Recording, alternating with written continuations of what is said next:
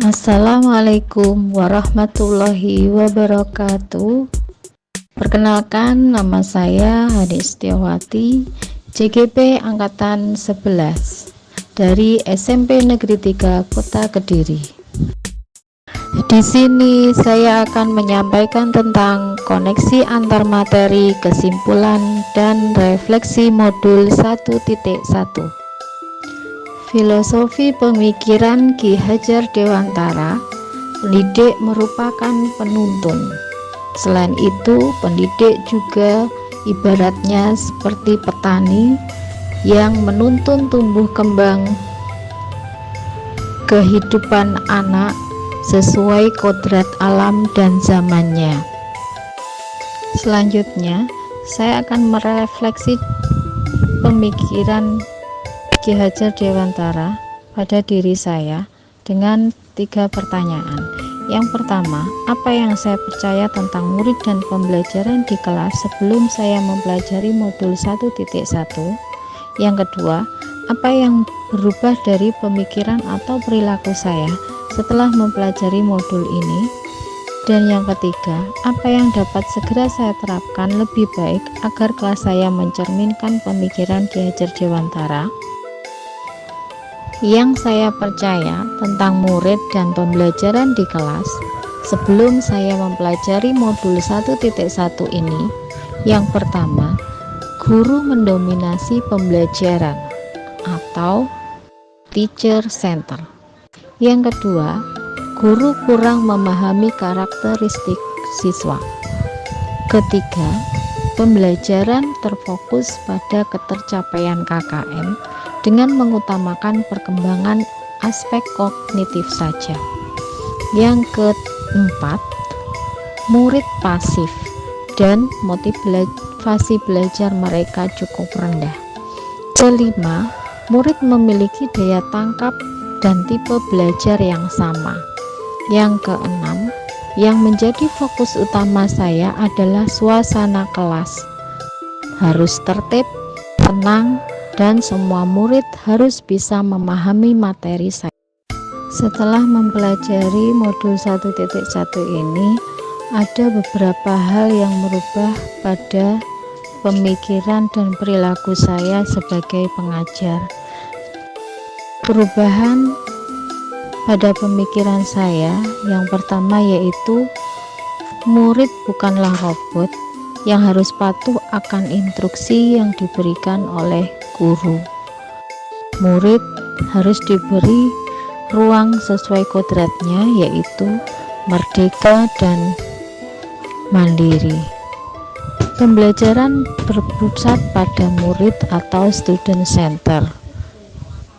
Yang ketiga yaitu setiap murid terlahir istimewa dengan karakteristik yang berbeda.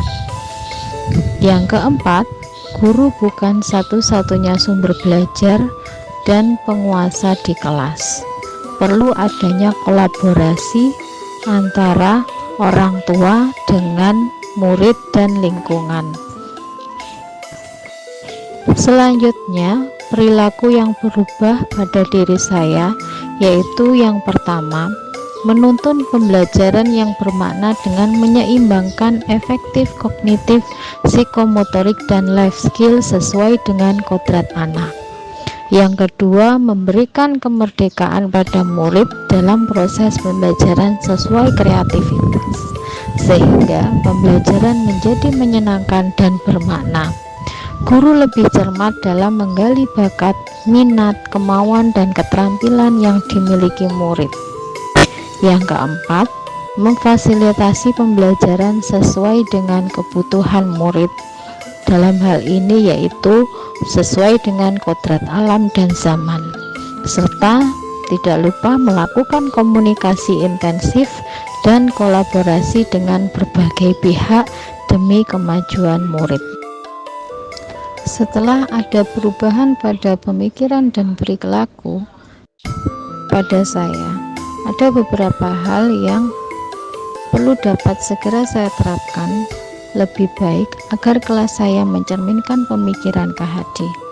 Yang pertama yaitu menerapkan sistem AMONG, pendidikan menuntun, bukan menuntut. Yang kedua, merancang pembelajaran yang bermakna, interaktif dan menyenangkan dengan menyeimbangkan efektivitas kognitif, psikomotorik, dan life skill sesuai dengan kodrat anak. Menerapkan pembelajaran berbasis kearifan lokal dan budaya setempat. Yang keempat, menerapkan konsep merdeka belajar dan mengintegrasikan setiap pembelajaran dengan membangun komunikasi dan kesepakatan. Yang kelima, pembelajaran yang mengutamakan aspek budi pekerti dan berbasis permainan sesuai kodrat anak, yaitu kodrat alam dan kodrat zaman. Yang keenam, menerapkan pembelajaran berdiferensiasi sesuai dengan karakteristik murid tentunya. Yang ketujuh, melatih kecakapan abad 21 pada murid. 8. Mengapresiasi semua kemampuan, keterampilan, kemajuan, dan perkembangan murid. 9. Menginternalisasi nilai-nilai karakter atau budi pekerti. Yang ke-10, menerapkan proyek penguatan profil pelajar Pancasila. Untuk mewujudkan apa yang telah saya sampaikan tadi, dalam proses pembelajaran dan suasana di kelas, ada upaya dalam membangun budaya positif di sekolah yang berpihak pada murid, diawali dengan membentuk lingkungan kelas yang mendukung terciptanya budaya positif, yaitu dengan menyusun kesepakatan kelas di awal pembelajaran. Apa fungsinya? Fungsinya yaitu sebagai media komunikasi untuk mengembalikan peran murid sebagai subjek pendidikan.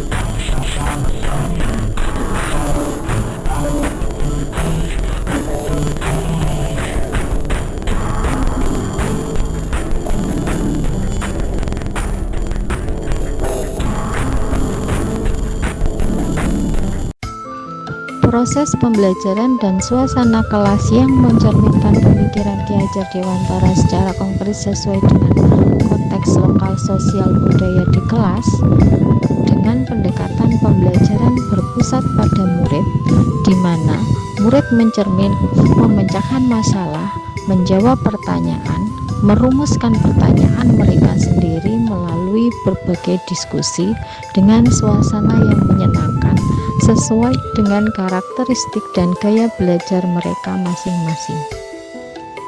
Dari penjabaran yang telah saya sampaikan tadi, dapat kami simpulkan, yang pertama, seorang pendidik itu menuntun, bukan menuntut. Yang kedua, memfasilitasi murid dengan sepenuh hati. Yang ketiga, menyeimbangkan antara cipta, rasa, karsa, dan budi pekerti. Yang keempat, pendidikan sejatinya adalah berhamba pada anak. Yang kelima, jadilah pembelajar dan pembelajar yang merdeka. Terima kasih.